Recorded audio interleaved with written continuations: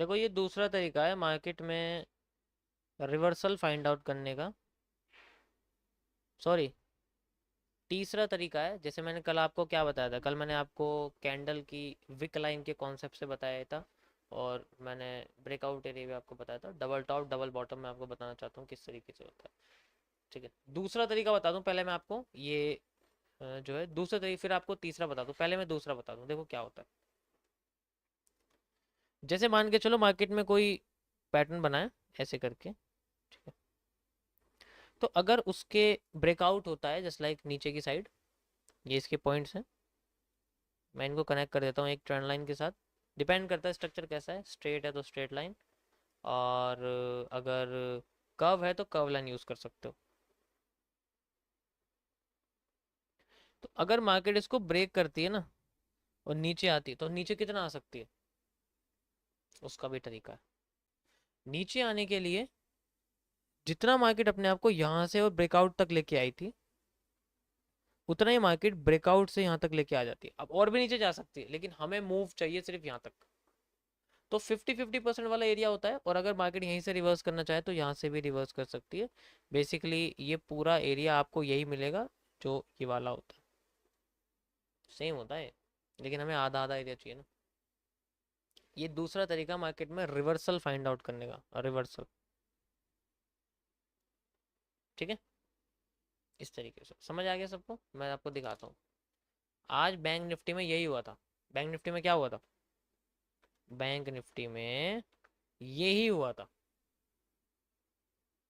यहाँ आप देखोगे, यहाँ मैंने आपको ये करके दिखाया था। यहाँ पर बेसिकली एक ब्रेकआउट था इस तरीके का, ऐसे करके मार्केट में एक ब्रेकआउट था, आप देख सकते हो। ठीक है, तो यहाँ मैंने किस तरीके से दिखाया था कि मार्केट अगर अपने आप को ब्रेक करती है, जस्ट लाइक ये तो चलो एक चैनल है, मैंने ये वाला ब्रेकआउट आपको समझाया था कि मार्केट में ये ब्रेकआउट है, तो जितना एरिया मार्केट ने ब्रेकआउट का यूज़ किया था, जस्ट लाइक ऐसे करके, अगर मैं आपको कनेक्ट करके, चलो और सिंपल दिखाता हूँ मैं, ऐसे करके कनेक्ट करके आपको दिखाता हूँ। जैसे ये था, तो जितना मूव मार्केट ने यहाँ से लेके यहाँ तक ब्रेकआउट में दिया था, उतना मूव मार्केट ने यहाँ तक देने की कोशिश करी थी। ठीक है, कुछ हद तक। अभी मैंने लाइन ढंग से कनेक्ट नहीं करी, और एक्यूरेट कनेक्ट करूँ तो और आपको दिख जाएगा।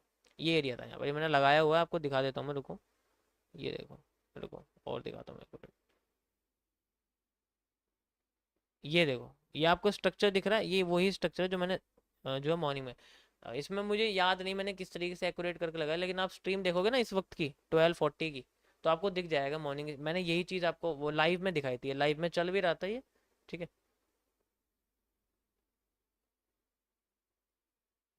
तो बेसिकली जो ब्रेकआउट होता है बहुत इंपॉर्टेंट होता है, ब्रेकआउट से आगे मूव आता है। अब ये नहीं पता मुझे इसमें ब्रेकआउट मैंने कैसे लिया हुआ है फिलहाल के लिए, क्योंकि उस वक्त मैंने लिया था, लेकिन जनरली क्या होता है इसी तरीके से मार्केट मूव करती है। समझ आया सभी को। जैसे ये एरिया था, जैसे मैंने आपको ये वाला एरिया दिखाया था, ये देखो ये लाइन देख, आपको देख रहे हो, ये इस कर्व लाइन के ब्रेकआउट से है, यानी कि यहाँ से लेके यहाँ तक जितना मैंने लाइन लिया था उतना मैंने आपको ऐड करके दिखाते हैं। देखो एग्जैक्ट यहाँ तक लगा हुआ, तो यहाँ तक मार्केट आ गई थी, और देखो यहाँ से भी और नीचे आ गई थी, लेकिन फिर बाद में अपने आपको नीचे लेके, हमें उससे मतलब नहीं है, हमें सिर्फ यहाँ तक चाहिए। ठीक है, तो ये दूसरा तरीका मार्केट में रिवर्सल फाइंड आउट करने का, या फिर ब्रेकआउट के बाद का मूव फाइंड आउट करने, ब्रेकआउट के बाद का मूव फाइंड आउट करने का, कितना मूव वो दे सकते हैं। दूसरा तरीका है पूरे ट्रेंड का रिवर्सल। ये तो माइनर रिवर्सल था कि छोटा सा रिवर्स कर देगा। अब मैं आपको डबल बॉटम और डबल टॉप का ही एक तरह से ट्रेंड रिवर्सल बताने वाला हूँ, one of the most powerful area.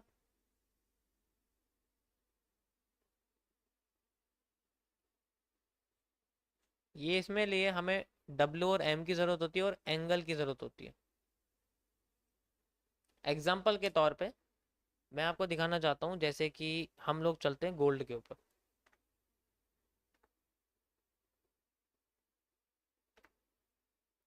ये गोल्ड है, ठीक है। गोल्ड में मैं 30 मिनट्स के टाइम फ्रेम पर आता हूँ, कैन सी लाइक दिस। यहाँ पर मार्केट में आप देखोगे तो ये अपने आप को पॉजिटिव से नेगेटिव कर चुकी है, पॉजिटिव से नेगेटिव कर चुकी है। तो मैंने यही पार्ट एग्जैक्ट यहाँ पर आपको दिखाता हूँ, मैंने यही पार्ट नेगेटिविटी वाला पकड़ा था। You can see like this, market अपने आप को पॉजिटिव से पहला जब नेगेटिव पकड़ा था तो ये वाला पार्ट मैंने पकड़ा था जब मैंने यहाँ पोजीशन लगाई थी, ठीक है, इस जगह पर। तो एग्जैक्ट इसी जगह पर मैंने इसका फ़ायदा उठाया था और मार्केट के इस जगह पर मेरी पोजीशन कुछ लगी थी। यहाँ से यहाँ तक का स्टॉप लॉस था बस छोटा सा, एंड इसमें पूरा का पूरा यहाँ से लेके यहाँ तक का टेक प्रॉफिट लगा हुआ था इस जगह से, आप देख सकते हो।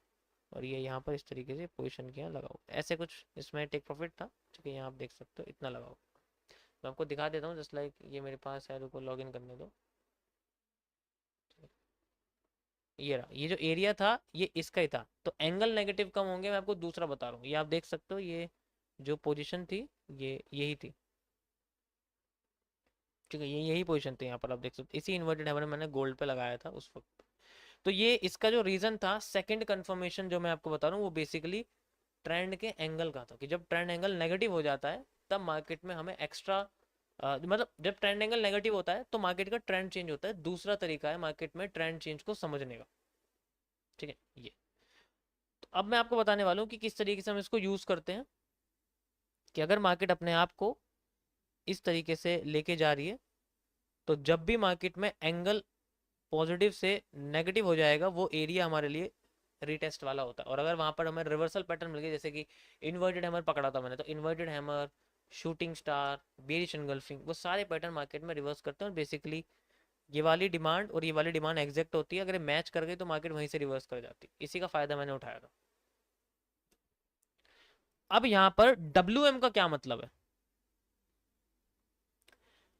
अगर मार्केट ऊपर उठ रही है, अगर मार्केट ऊपर उठ रही है तो वो हमेशा मार्केट क्या करेगी, W पैटर्न बना के उठेगी, M पैटर्न को फेल करेगी, W बनाएगी, M पैटर्न फेल करेगी, W बनाएगी, M पैटर्न। एक भी M पैटर्न अगर W से लंबा हो गया, मार्केट का कैरेक्टर चेंज हो जाता है। अब मार्केट में W छोटे होने लग जाएंगे, M बड़े होने लग जाएंगे, W छोटे होने लग जाएंगे, M बड़े होने।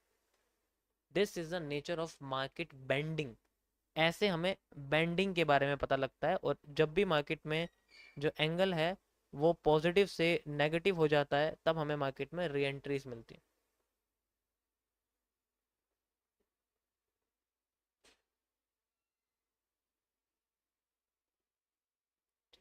ये चीज। अब यहाँ पर जनरली जो W होते हैं वो हमेशा पॉजिटिव में बड़े होते हैं, उनका राइट साइड जो होता है वो हमेशा बड़ा होता है, और जो उनका M होता है उनका लेफ्ट साइड हमेशा छोटा होता है जब मार्केट पॉजिटिव में जा रही होती है, ठीक है। और जब मार्केट अपने आप को ऊपर से नीचे ला रही होती है तब मार्केट में जो M होता है वो छोटा हो जाता है और मार्केट में W बड़ा हो जाता है। सॉरी, M बड़ा हो जाता है, W छोटा हो जाता है, ठीक है। जो W है वो छोटा हो जाता है क्योंकि उठने वाला पैटर्न छोटा हो गया ना भाई, ये इंडिकेशन होती है। ये दूसरा तरीका है, ये मेरा अपना कॉन्सेप्ट है, इसको मैं ट्रेंड बेंडिंग कॉन्सेप्ट में WM के बेसिस पर रिवर्सल फाइंड आउट करने के लिए यूज करते हैं। अब आपको मैं दिखाता हूँ कैसे होता है। ये इतने सुंदर नहीं दिखने वाले आपको चार्ट पे, ये आपके सामने बन रहा है, यही सेम आप समझ सकते हो, लाइन चार्ट यूज करते हैं, ठीक है। ये मैं आपको दिखाता हूँ, यहाँ पर देखो माइनस एरिया आपको दिखाता हूँ यहाँ पर, ये आपको समझ में आ जाएगा। ये W देखो बड़ा है, ये M देखो छोटा है, ये M देखो छोटा है, ठीक है। और जब M बड़ा हो गया W छोटा हो गया, देखो जब M बड़ा हो गया W छोटा हो गया, अब W फिर छोटा हो गया, M बड़ा हो गया, देखो M बड़ा हो गया ना, ऐसे होता है। दूसरा तरीका, तुम्हें क्या लगता है मार्केट का रिवर्सल और ब्रेकआउट सिर्फ SMC को पता है? ये हमारा तरीका है, इंडियंस का तरीका है हमारा, ठीक है। इसी तरीके से यहाँ पर आपको दिखेगा, जब भी मार्केट में W बनेगा उसका राइट लंबा होगा, M का राइट छोटा होगा। एक भी M का राइट अगर लंबा हो गया, जस्ट लाइक ये देखो, इतना आसान नहीं है समझना, लंबा हो गया ब्रेकआउट। अब मार्केट में जितने भी M बनेंगे वो बड़े होंगे और W हमेशा छोटे होंगे, W हमेशा छोटे होंगे, M हमेशा बड़े होंगे। देखो WM को अगर आपको समझना है तो line chart is the best, best. और जब तक मार्केट में M बड़े होते रहेंगे मार्केट नीचे गिरती रहेगी, और एक भी W अगर बड़ा हो गया M से तो मार्केट में ब्रेकआउट हो जाएगा, फिर मार्केट में W बनने लग जाएंगे, M बनने लग जाएंगे, M बनने। समझ आया? मजा आया? Nature of trend, for making the reversal. इसमें कोई रॉकेट साइंस नहीं है, सिंपल कॉन्सेप्ट है। एक भी अगर डब्ल्यू फेल कर गया तो मार्केट अपने आप को नीचे गिरा देगी, एक भी अगर एम फेल कर गया तो मार्केट अपने आप को ऊपर उठा देगी। कितना उठाएगी, we will use the supply demand area, वहां से हमें पता लग सकता है। ठीक है, तो भरोसा मत बैठो अंग्रेजों के कि अंग्रेजों ने एसएमसी बनाया है तो वही सब कुछ है, ये हमारा एमएमसी, हमारा कॉन्सेप्ट है। ठीक है, तो ये रिजेक्शन एरिया, ऑर्डर ब्लॉक, ये किसी काम के नहीं है अगर हम इसको यूज करते हैं। ये बस सिंपल सा लाइन चार्ट का कॉन्सेप्ट है, ये कैंडल स्टिक का नहीं है। सो अभी आपको जो जनरली देखने को मिल रहा है, मैं आपको दिखाता हूँ क्या देखने को मिल रहा है। ये बड़ा टाइम फ्रेम है 1 डे का, ध्यान से देखना, 1 डे का टाइम फ्रेम है ये गोल्ड का। एंड यू विल सी यहाँ पर मार्केट में हमेशा डब्ल्यू ही काम कर रहे थे, एक भी एम काम नहीं कर रहा था, एक भी एम काम नहीं कर रहा था मार्केट में, सिर्फ डब्ल्यू बन रहे थे। अब पहली बार मार्केट में एम काम करना शुरू करा है। ठीक है, समझ सकते हो कितना बड़ा टाइम फ्रेम है और कितना बड़ा एम है। अब जब तक मार्केट में एम फेल नहीं होंगे तब तक मार्केट नीचे गिरती रहेगी। और इसी के बेसिस पे मैंने आपको 1 डे के टाइम फ्रेम पर गोल्ड का एनालिसिस करके बताया था। ये रहा आपके सामने condition third according to 1 day time frame, ये वही कॉन्सेप्ट था। समझ आ रहा है? ठीक है,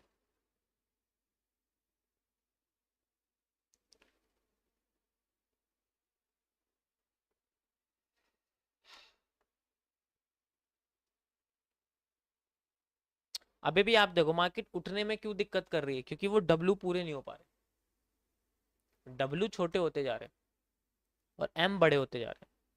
अगर दोनों एक साथ छोटे बड़े होने लग जाएं तो मार्केट में वॉल्यूम कॉन्ट्रैक्शन हो जाता है। अब मैं आपको बताता हूँ, अगर ऐसा ना हो, अगर कोई एक साइड का बड़ा है और दूसरी साइड का छोटा है, एक साइड का बड़ा होता जा रहा है, दूसरी साइड का छोटा होता जा रहा है, तो उस कंडीशन में कोई एक ट्रेंड फॉलो हो रहा है। अगर मैं आपको बताऊं कि how the up trend make, तो अप ट्रेंड क्या होता है,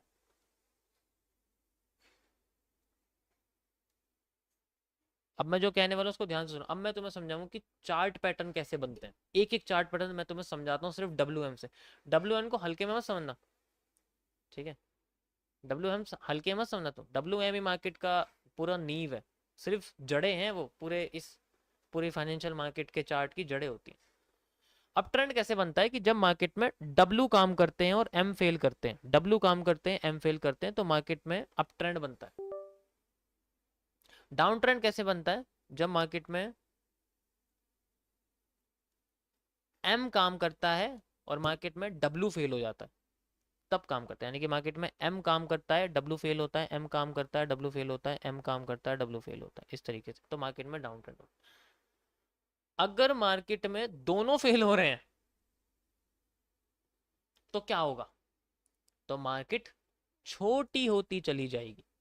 उस कंडीशन में हमें ट्रायंगल्स देखने को मिलते हैं। तो how the triangles form, when market में दोनों, सबसे पहला candlestick pattern, sorry chart pattern मैं आपको ट्रायंगल बताऊंगा, how the triangle form, specially pennant आप समझ सकते हो कैसे बनते हैं। अगर मार्केट में एक डब्ल्यू बना लेकिन वो बनने से थोड़ा छोटा रह गया, और मार्केट में एम बना वो बनने छोटा रह गया, फिर डब्ल्यू बना वो छोटा रह गया, फिर एम बना वो छोटा रह गया, डब्ल्यू बना फिर छोटा, फिर एक कंडीशन आती है कोई एक पैटर्न ही काम करता है। इस कंडीशन में मार्केट में दोनों साइड से प्रेशर्स आते हैं और फिर मार्केट अपने आप को कॉन्ट्रैक्ट कर देती है, छोटा कर देती है। तो फिर बाद में इसमें जिस पैटर्न का राइट साइड लंबा हो जाता है वो मार्केट का ब्रेकआउट क्रिएट कर देता है। मैं आपको दिखाता हूँ, जिस पैटर्न का राइट साइड लंबा हो जाता है, अगर डब्ल्यू का राइट साइड लंबा होगा तो मार्केट ऊपर चली जाती है, अगर एम का राइट साइड लंबा होगा तो मार्केट नीचे चली जाती है। ये लाइन चार्ट के कॉन्सेप्ट हैं और कुछ नहीं है, line chart, only line chart के कॉन्सेप्ट है।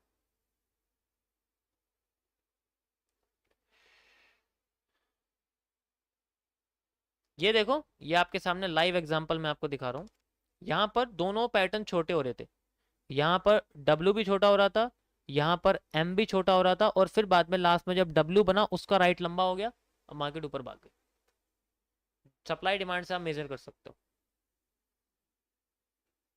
समझ आया?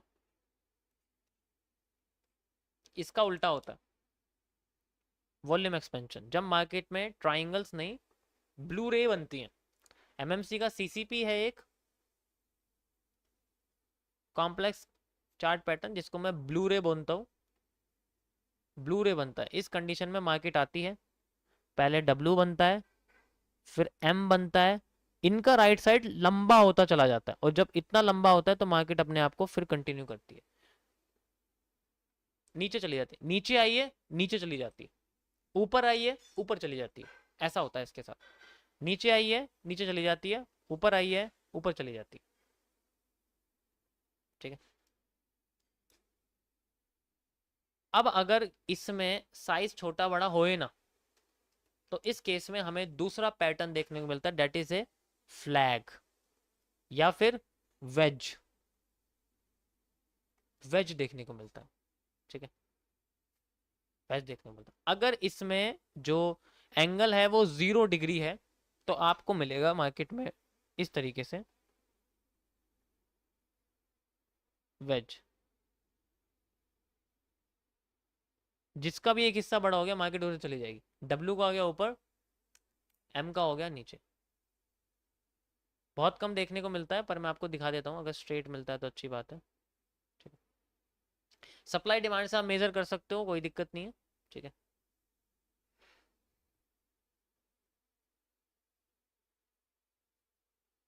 आसानी से स्ट्रेट दिखता नहीं है, ये देखो, ये मान के चलो ये आपके सामने बना हुआ है, ठीक है। यहाँ देखो एम सेम है, डब्ल्यू सेम है, लेकिन ये वाला डब्ल्यू बड़ा हो गया तो मार्केट ऊपर चलेगी, कितना भाई, जितनी डिमांड सप्लाई होगी उतनी चलेगी, ठीक है।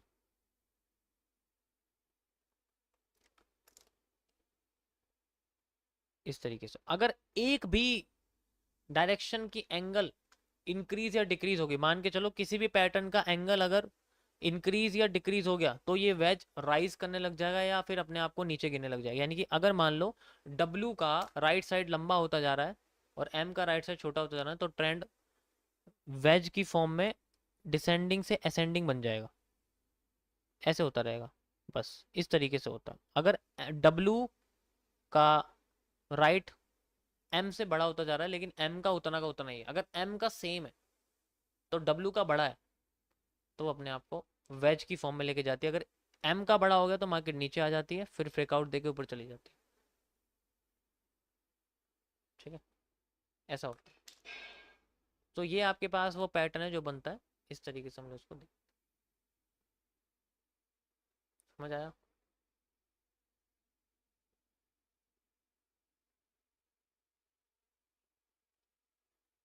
ठीक है।